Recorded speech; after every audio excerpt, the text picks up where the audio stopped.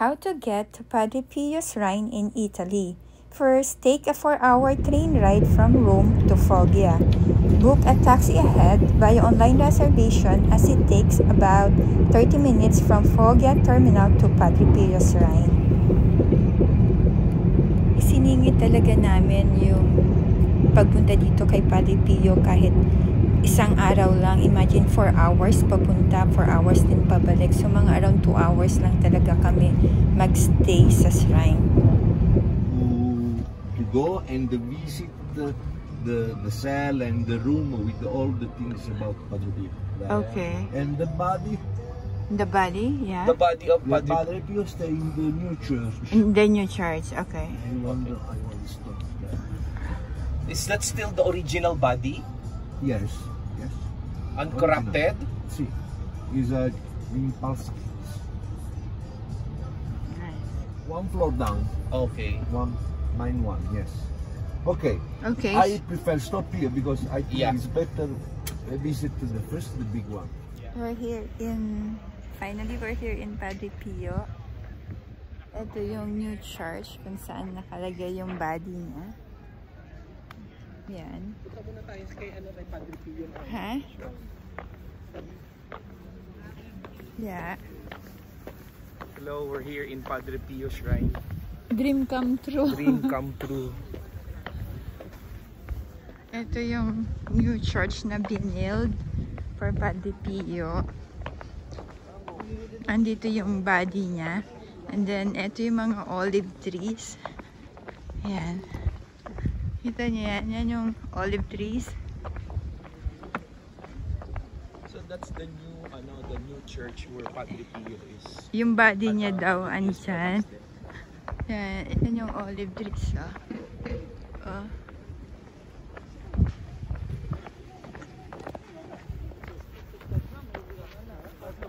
Ito yung facade ng kay Padre Pio.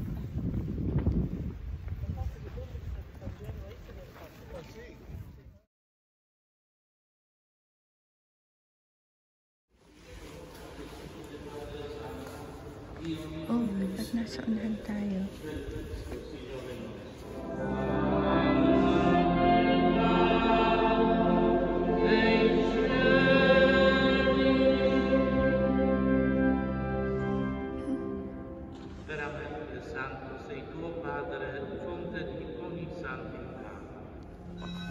We're going to see the body of Padre Pio.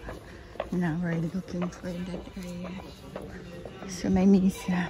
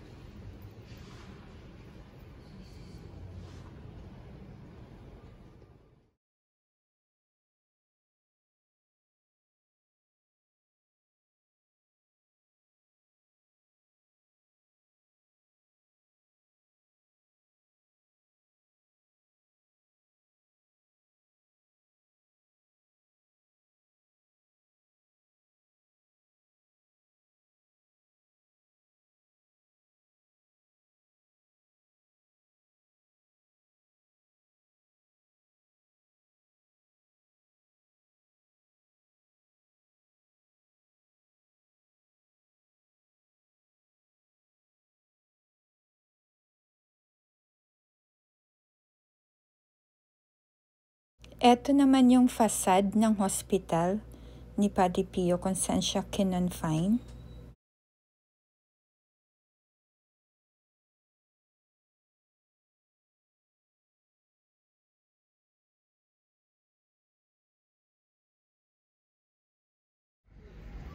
This is the original church of Padre Pio kung saan siya nagmimisa. Yan.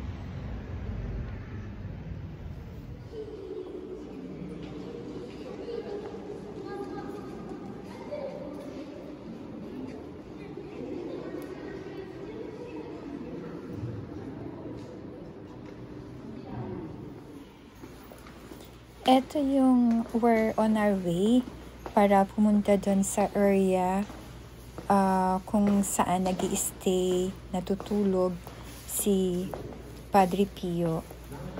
So, papunta kami doon. So, we're lucky. Actually, nung una, we don't know na meron palang na available siya sa public viewing. So, we're lucky to know. Yung taxi driver told us na pwede kaming pumunta doon.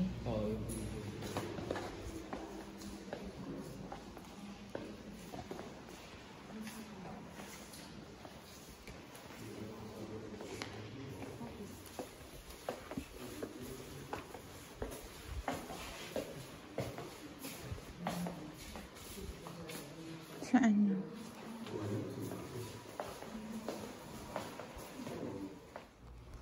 Ito yung nanay at tatay ni Padre Pio.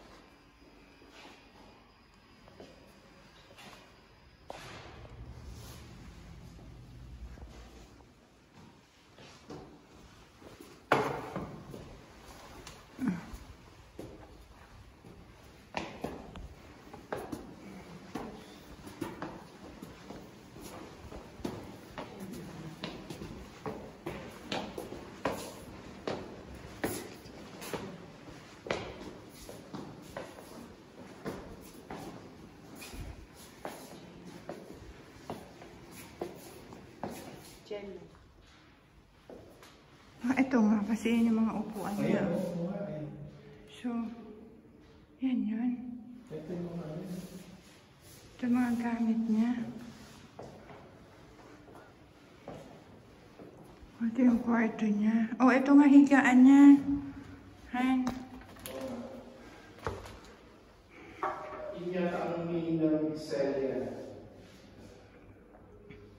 Yung gamit niya, upuan niya, oh.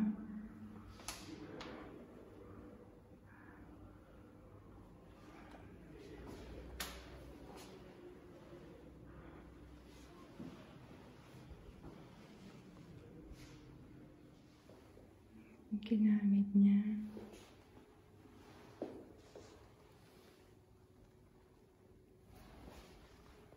Takes paper wrap.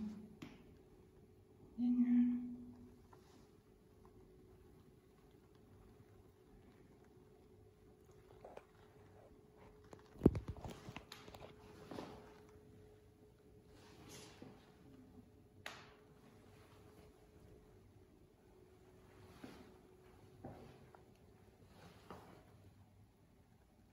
Pencil niya.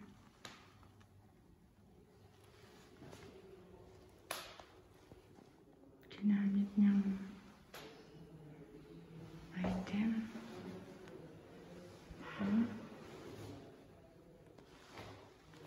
So, yan yung kabataan niya. Oh.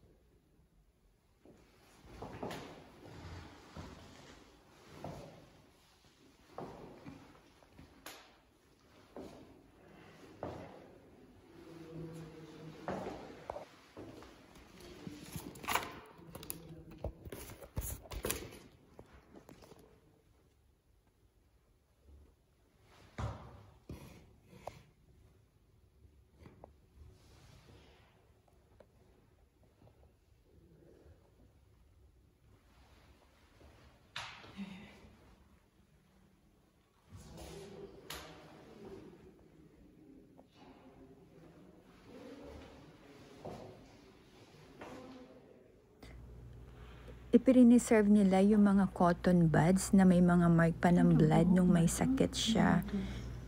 Yan, makita niyo yung band-aid. Thank you, Lord. It's a dream come true for us to get here.